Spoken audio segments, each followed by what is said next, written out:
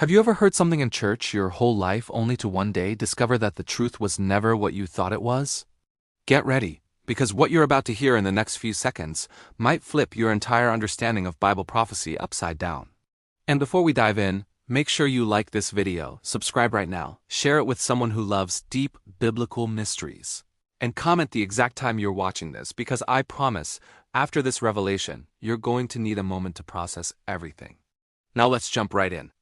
For generations, preachers, teachers, theologians, and prophecy experts have confidently declared that the 144,000 in the book of Revelation are a very specific, very predictable group. Some say they're literal Jews. Others say they're symbolic Christians.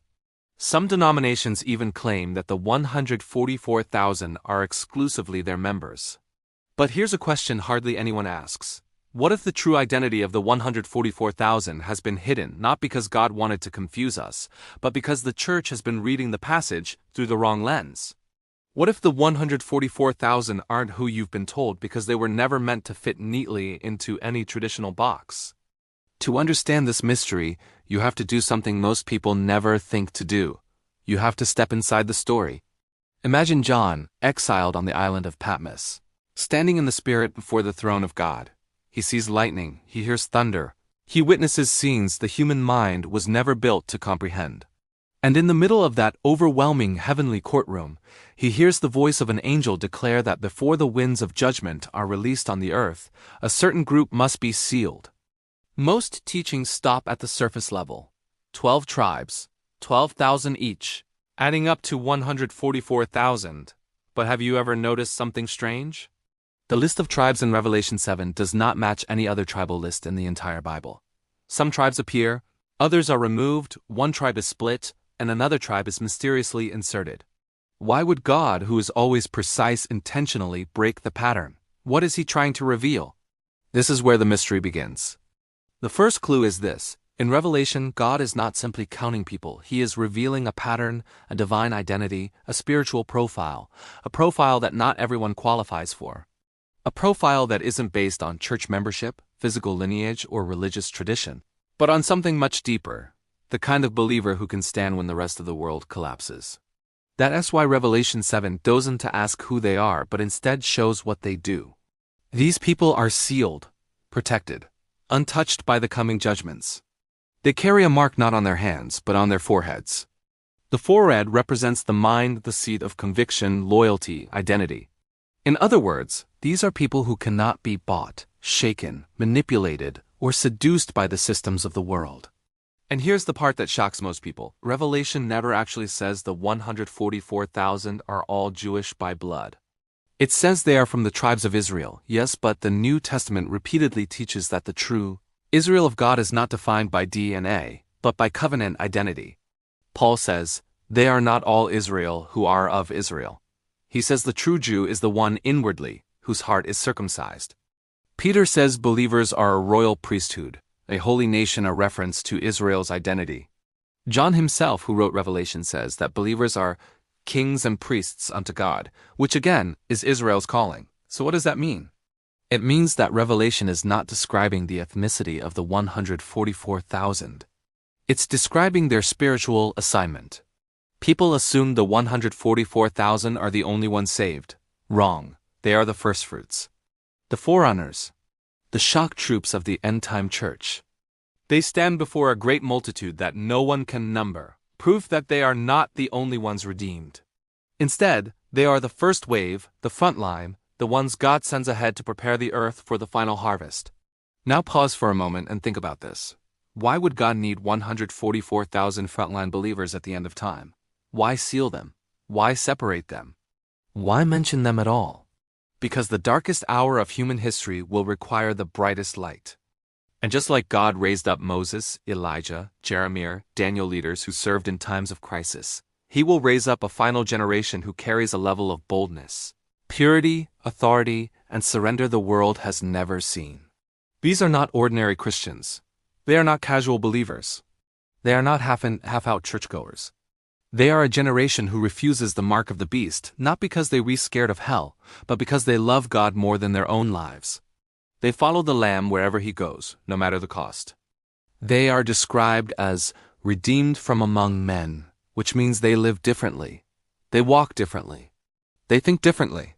The world will not understand them, but heaven will recognize them instantly. And here's where things get even more interesting. Revelation 14 says they sing a song no one else can learn. Not because the song is too complicated, but because the song belongs to a specific experience, an experience only they will have. In other words, these people go through something that separates them from everyone else. Not in pride, but in purpose. They become evidence that God still has a remnant. A group the enemy cannot corrupt. A group the world cannot seduce.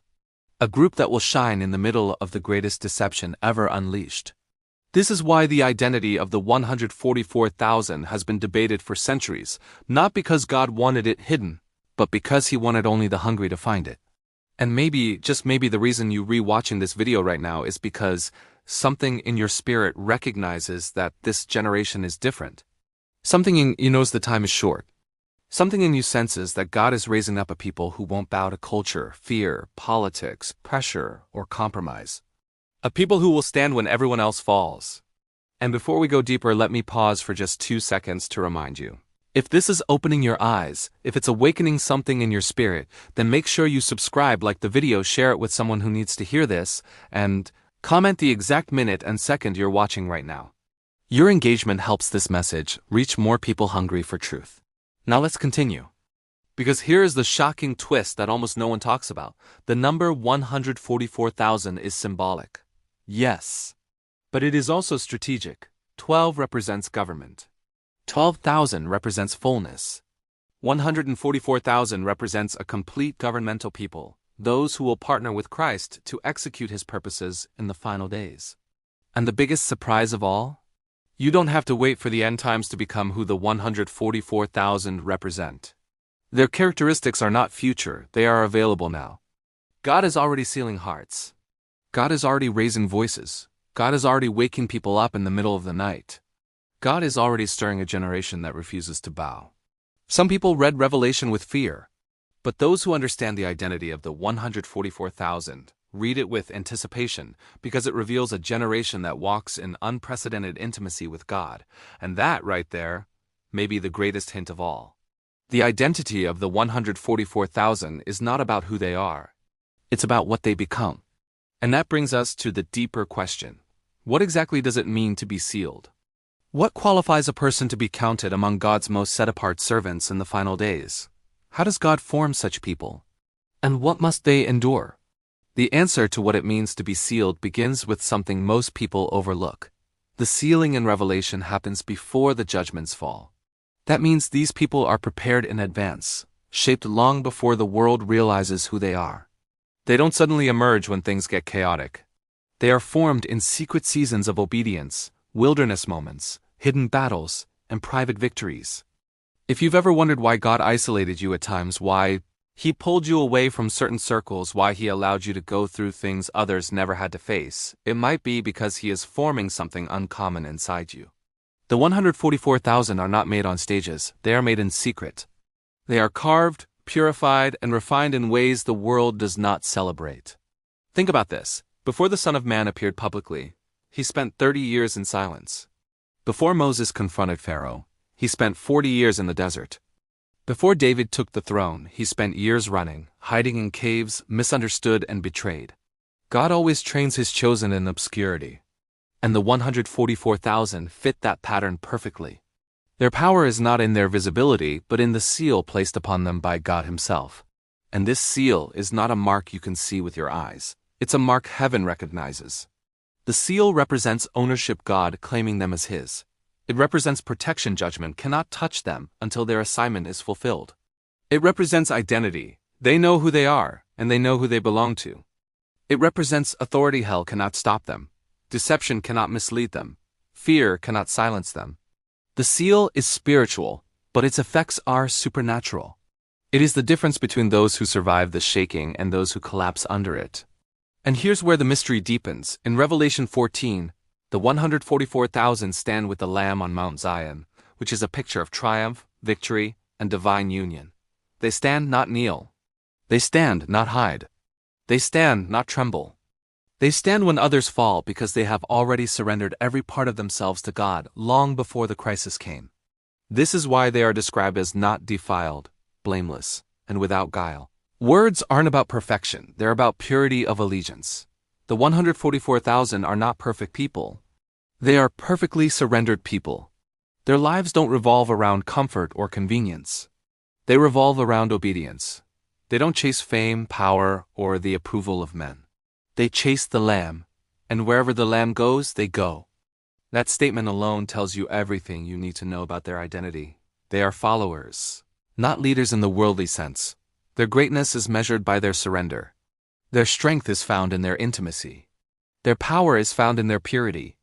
But here is something that will challenge everything you've ever heard. Revelation never says the 144,000 appear at the very end of time. It says they appear before the final judgments, meaning they might already be alive. They might already be on the earth right now. They might be waking up spiritually, sensing that something is shifting, something is accelerating, something is calling them deeper. What if the rising hunger you've been feeling is not random? What if the spiritual urgency you feel at night is not your imagination? What if the reason you're re-watching this video right now is because God is awakening the very people He is preparing for the days ahead? And before we go even deeper, this is a good moment to remind you. If this message is stirring something inside you, make sure you hit the like button, subscribe to the channel, share this with someone who needs clarity in these times, and drop a comment with the exact time you re-watching from. It helps the message reach more people who need this revelation. Now, let's continue with the mystery. The true identity of the 144,000 becomes even clearer when you look at what they overcome. Revelation 14 says they have not been defiled with women, for they are virgins, which has nothing to do with biological purity and everything to do with spiritual faithfulness. In Scripture, spiritual adultery means mixing God with idols, blending truth with deception, serving two masters. A virgin in biblical prophetic language represents someone who has kept their devotion, pure, someone who refuses to compromise their faith to fit into culture. This is why the 144,000 are called virgins, not because of physical celibacy, but because they refuse to bow to Babylon, the beast system, the spirit of deception, and the world's agenda. That means this group is not defined by physical lineage. It is defined by loyalty. They are not defined by denomination. They are defined by devotion. They are not defined by rituals. They are defined by relationship. Their power is not in their number, it's in their nature. So what kind of nature do they carry? They are bold like Elijah, steadfast like Daniel, faithful like the 3 Hebrew boys, obedient like Abraham, passionate like David, sacrificial like Paul, loving like John, and surrendered like Jesus. They reflect the Lamb because they follow the Lamb, and this is why the enemy fears them. Not because of what they do, but because of what they are becoming. The world has seen Christians. The world has seen churches. The world has seen religious people. But the world has not yet seen the 144,000 kind of believer, those who burn with a love so intense, a conviction so unshakable, and a purpose so unstoppable that nothing in this world can intimidate them. They are not afraid of persecution because they've already died to themselves. They are not afraid of deception because they know the shepherd's voice. They are not afraid of scarcity because they trust Jehovah. Subscribe, like, and comment for more.